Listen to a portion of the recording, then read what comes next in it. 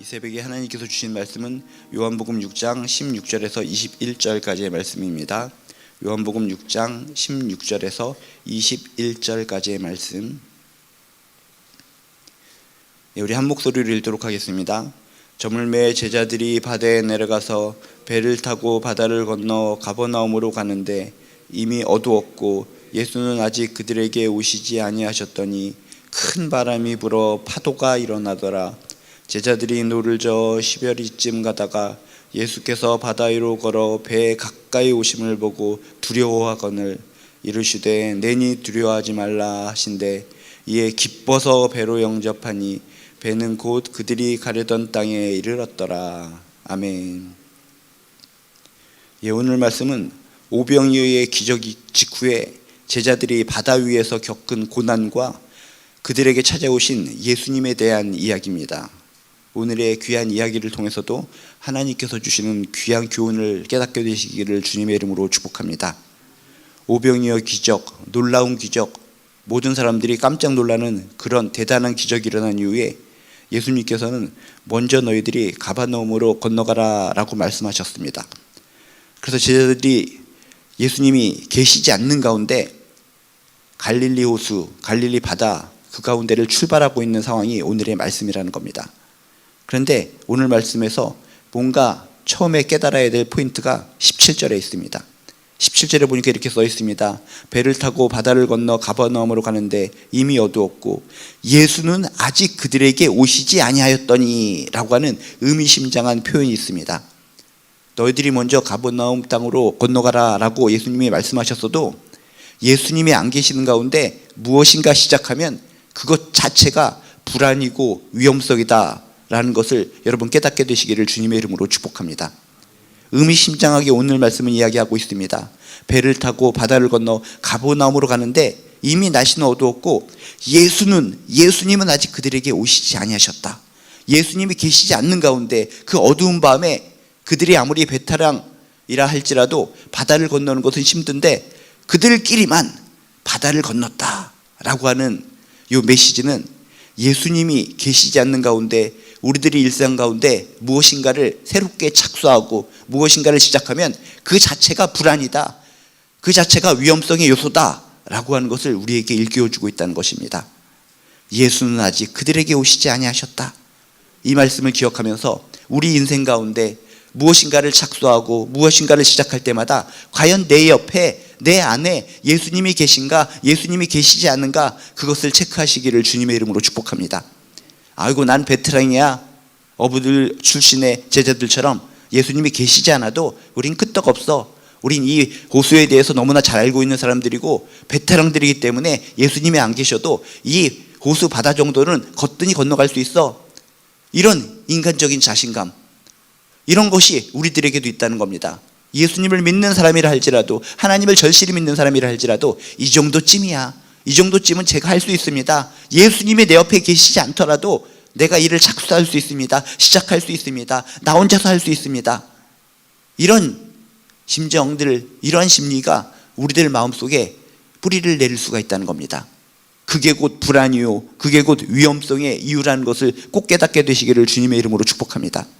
예수는 아직 그들에게 오시지 아니하였더니 예수님이 오실 때까지 기다리다가 출발을 해야 되는데 예수님이 안 계신 가운데도 우리는 뛰어나다, 우리는 대단하다, 요 정도쯤은 예수님 없이도 할 수 있다, 이런 마음가짐으로 시작을 했는데 시작은 자신감으로 시작했지만 바다를 건너면서 호수를 건너면서 풍랑을 겪게 되고 엄청난 어려움을 이들은 겪게 되었다는 것입니다. 시작이 중요합니다. 첫 단추가 중요합니다. 내가 진정 예수를 믿는 사람이라면, 하나님을 믿는 사람이라면 무엇을 시작하기에 앞서서 그 순간 처음부터 기도하면서 하나님 함께하여 주시옵소서, 예수여 함께하여 주시옵소서, 주님이 함께 계시지 않는다면, 처음부터 주님이 도와주시지 않는다면 이것은 불안 그 자체입니다. 위험성 그 자체입니다 라고 고백하면서 처음부터 예수님을 모시고 주님을 모시고 무엇이든지 시작하시기를 주님의 이름으로 축복합니다. 또한 오늘 말씀 19절하고 21절을 보면 이 제자들의 감정이 갑자기 바뀌는 것을 우리가 보게 됩니다. 19절에 보면은 뭡니까? 이게 파도가 치고 풍랑이 칠 때 예수님이 바다 위로 걸어 배에 가까이 오심을 보고 두려워합니다. 두렵고 떨리고 그런 상황 속에서, 공포감 속에서 20절에 보니까 갑자기 그 감정이 바뀌게 됩니다. 어떻게 바뀌게 되는가? 이르시되 난이 두려워하지 말라 하신데, 이에 기뻐서 라고 하면서 한 구절 차이에서 두려움에 쌓여 있다가 기쁨의 감정으로 순간적으로 싹 바뀌는 모습을 보이게 된다는 것입니다. 인간의 감정이 어떻게 갑자기 이렇게 바뀔 수가 있을까? 여기에는 중요 포인트가 있습니다. 똑같이 동일하게 예수님이 제자들에게 오신 것은 똑같습니다. 위험 상황 속에, 고난 상황 속에, 어려움 상황 속에 예수님이 오신 것은 동일합니다. 동일한데 이 예수님이 진짜 예수님인가 내가 확신하지 못했을 때, 그때 두려움이 오는 겁니다. 그렇지 않아도 환난과 어려움 때문에 힘들어 죽겠는데 예수님이 내 안에 계시는가, 내 옆에 계시지 않는가, 예수님이 계시지 않는다는 생각을 가질 때는 두려움으로 가득 찬 겁니다. 예수님이 옆에 계신데도 불구하고 그분을 예수님으로 인정하지 않기 때문에, 예수님으로 깨달지 못했기 때문에 제자들은 더욱더 큰 두려움 가운데 부들부들 떨었다는 것입니다. 고난도 두려움입니다. 유령같이 보이는 예수님도 두려움입니다. 모든 것이 두려움의 대상입니다. 그런데 뭡니까? 예수님의 음성을 이들은 들었습니다. 난이 두려워하지 말라. 나다. 난이 두려워하지 말라. 옆에 계신 이상한 유령 같은 분, 그분이 예수님이다 라는 것을 확신했을 때, 깨달았을 때 그들은 그 공포스러운 두려움에서 이제는 기쁨으로 그 감정이 바뀌었다는 것입니다. 이것이 중요합니다. 예수 믿는 사람들에게, 하나님을 믿는 사람들에게 고난이 있을 때, 위기가 있을 때 예수님은 우리에게 가까이 오십니다. 가까이 다가오십니다.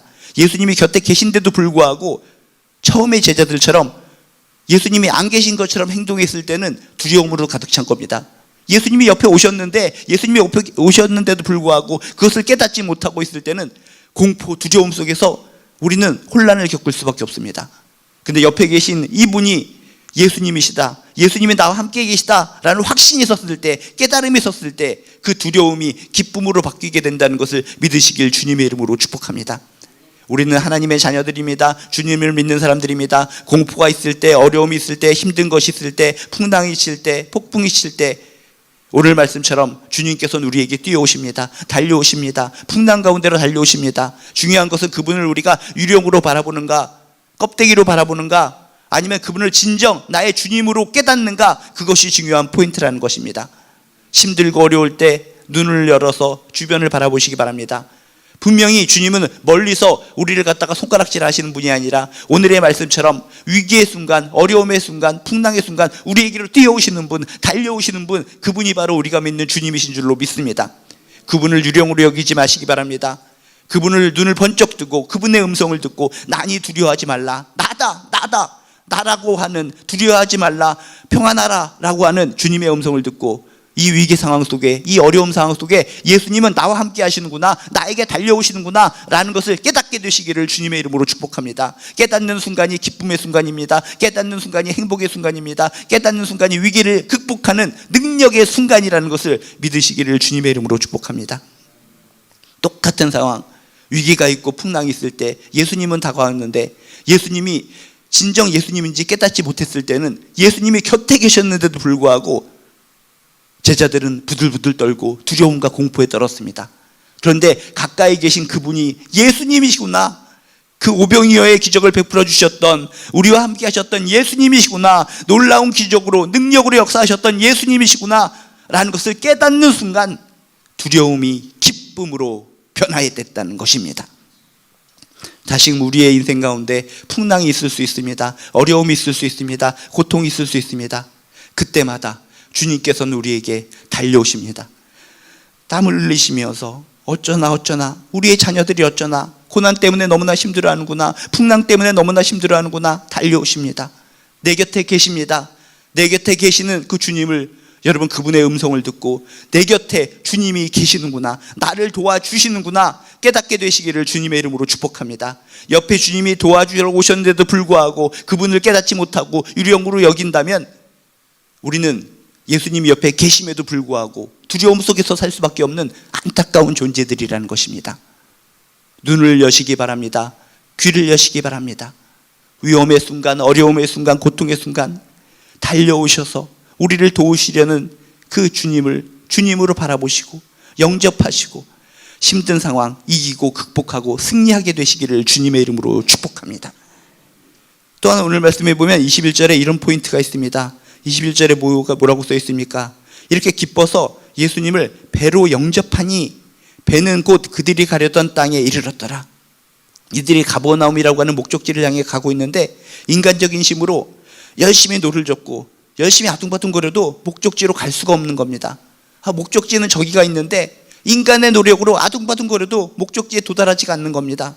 그런데 예수님을 영접하는 순간, 예수님을 그 배 안으로 모셔드리는 순간 그들은 어떻게 됐다고요? 곧 그들이 가려던 땅에 이르렀더라. 목적지에 이르렀더라. 우리들의 인생도 그렇습니다. 예수님을 모시지 않고 우리끼리 아둥바둥거리면서 자아 실현을 하려고 합니다. 인생의 목적지를 향해 가려고 합니다. 될 것 같습니다. 오늘 말씀에 보면 제자들이 12열이 거의 4km 정도나 자신들의 힘으로 우리는 목적지에 갈 수 있어 하면서 영차 노를 저었다라고 성경에 써 있습니다. 베테랑들이 노를 갖다가 열심히 4km 정도를 갖다 졌는데도 불구하고 목적지로 가지 못하고 헤매이고 있습니다. 그렇지만 예수님을 영접하는 순간 곧 그들이 가려던 땅에 이르렀더라. 우리들이 목적지를 향해서 가려고 해도 헤맬 때가 많이 있습니다. 노를 젓듯이 열심히 땀을 흘리는데, 스펙을 쌓는데, 눈물을 흘리는데, 노력을 하는데 제자리를 뱅뱅 돌기만 합니다. 우리들의 삶의 자리에 예수님을 모시기를 주님의 이름으로 축복합니다. 예수님을 영접하시기를 주님의 이름으로 축복합니다. 그 배에 예수님을 영접하는 순간 곧이란 단어가 우리에게 은혜가 되는 겁니다. 곧 그들이 가려던 땅에 이르렀더라 라고 하는 말씀을 기억하면서 우리들이 헤매는 인생, 혼란한 인생, 뱅글뱅글 도는 인생, 예수님을 내 인생 가운데 모셔드리는 순간 삶의 목적지로 온전하게 도착하게 될 줄로 믿습니다. 우리의 인생은 아름다운 인생으로 변하게 될 줄로 믿습니다. 목적지를 향해서 온전하게 걸어갈 수 있는 축복의 인생이 될 줄로 믿습니다. 안전한 인생이 될 줄로 믿습니다. 내 힘으로 노를 젓는 것보다 주님이 함께 하시는 배가 속도가 훨씬 빠르고 안전하다는 것을 믿으시기를 주님의 이름으로 축복합니다. 우리의 주님, 사랑의 주님을 우리 삶 가운데 영접할 때 우리의 방황하던 삶은 멈추게 되는 것이고 하나님이 약속하신 평안의 항구에 도착하게 된다는 것을 꼭 기억하시고 마음에 새기시기를 주님의 이름으로 축복합니다. 오늘의 이야기를 통해서 기억하시기 바랍니다. 내가 무엇인가 시작할 때 예수님이 나와 함께 계시는가? 예수님 없이 무엇인가 시작하면 그것이 불안이고 위험성이다. 예수는 아직 그들에게 오시지 아니하셨더니 이 문장을 음미하시면서 혹시 내가 무엇인가를 시작할 때 예수님 없이 시작하려고 아둥바둥거리진 않았는가? 자신감을 가지고 예수님 없이 시작하려고 하지 않았는가 체크해 보시면서 처음 순간부터 예수님을 강력하게 붙잡고 예수님과 함께 무엇이든지 시작하시기를 주님의 이름으로 축복합니다. 두려움에 떨던 제자들이 기쁨으로 바뀌었다. 왜? 예수님이 옆에 계신데도 불구하고 못 깨달았기 때문에. 항상 우리를 도우러 오시는 예수님을 여러분 눈을 들어 발견하시고 귀를 열어 그의 음성을 들으시고 이분이 내 옆에서 나를 도우신다는 확신을 갖고 두려움 가운데 기쁨을 회복하시기를 주님의 이름으로 축복합니다. 그리고 나의 인생길 가운데 예수님을 영접하시기 바랍니다. 그 배에 예수님을 영접하자마자 곧 목적지에 다다랐던 제자들처럼 예수님을 우리 마음속에 우리 인생 가운데 영접하면 우리의 인생길, 방황하는 인생길 가운데 길이 열리고 도착지로 목적지를 향해서 온전하게 가서 축복의 인생, 복된 인생, 행복한 인생이 될 줄로 믿습니다. 오늘 하루도 이렇게 좋으신 주님의 손을 붙잡고 행복하게, 힘있게, 건강하게 살아가는 아름다운 하루 되시기를 주님의 이름으로 축복합니다. 기도하시겠습니다. 하나님, 예수님이 우리와 함께 하시니 그것이 축복인 줄로 믿습니다. 예수님이 우리와 함께 하시니 그것이 행복이고 기쁨이요 능력인 줄로 믿습니다.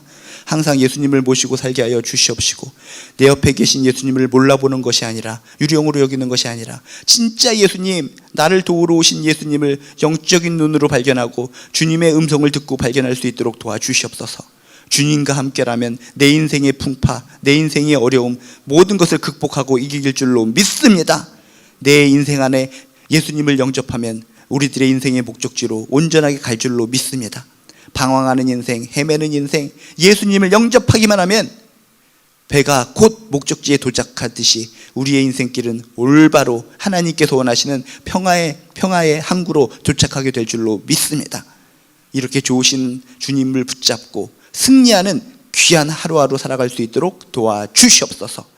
감사드리며 예수님의 이름으로 기도드리옵나이다. 하늘에 계신 우리 아버지여, 이름이 거룩히 여김을 받으시오며 나라가 임하시오며 뜻이 하늘에서 이루어진 것 같이 땅에서도 이루어지이다. 오늘 우리에게 일용할 양식을 주시옵고 우리가 우리에게 죄 지은 자를 사하여 준 것 같이 우리 죄를 사하여 주시옵고 우리를 시험에 들게 하지 마시옵고 다만 악에서 구하시옵소서. 나라와 권세와 영광이 아버지께 영원히 있사옵나이다. 아멘. 이제 우리 말씀 붙들고 가져오신 기도 제목 가지고 마음껏 기도하시다 돌아가시겠습니다. 주여 한번 부르시고 기도합니다. 주여.